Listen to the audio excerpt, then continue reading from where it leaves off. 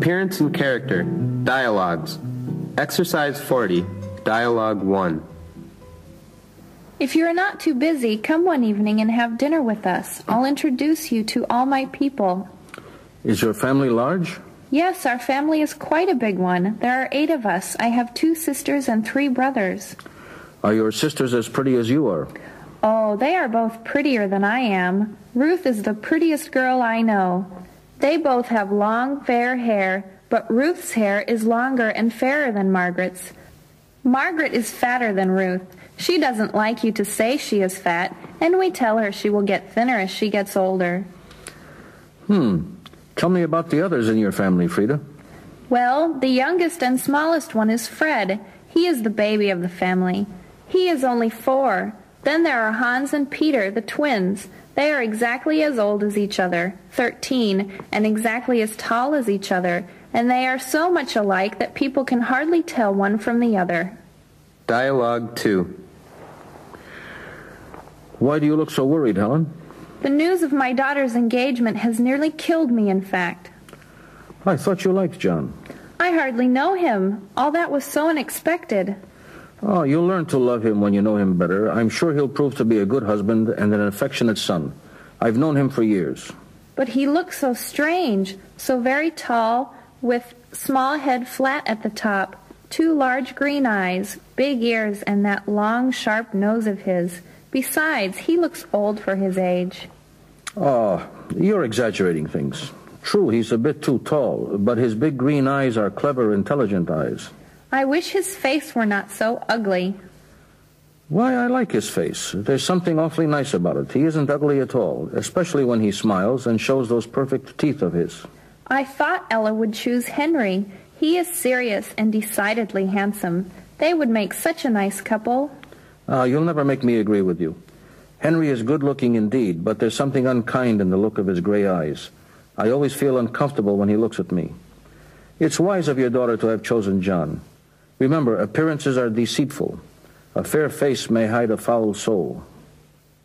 Dialogue 5. Did you receive my letter, Anne? Yes, I did. I wish to see you very much, Anne. I hope you'll not be displeased with me. No, I'm very glad to meet you. It's a long time since we met last. It is indeed.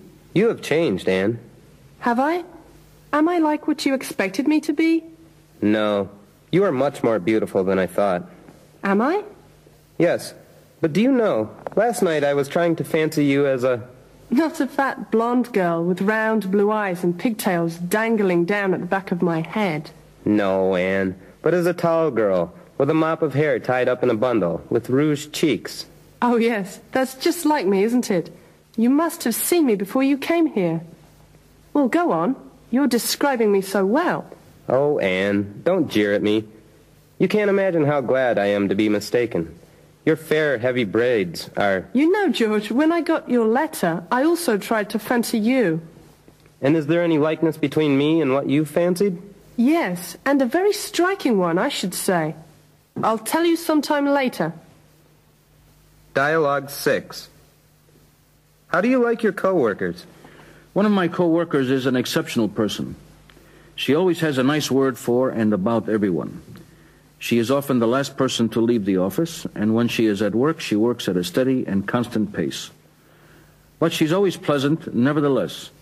She is very unassuming and tries hard not to inconvenience her co-workers. But are they all so nice? Not really. There's a former sea captain who works with us. He's a complete waste of time. Even when he's sober, we just keep talking past each other. It's like he's still on the bridge of a ship and I'm down in the engine room, and the communication tube is broken. We just don't hear each other. Sounds interesting. Any other characters? Yeah, the boss is an interesting old guy. Very European, very conservative and formal. He always sounds very gruff and looks forbidding, but he's really a very soft-hearted guy, and very fair when evaluating his employees. But he does have his pet peeves. Yes? What are they? He really hates 2 things. He hates tardiness. He doesn't make us work very hard, but he does want us there on time. The other thing he hates is seeing the women in the office wearing slacks. He says, "Viva la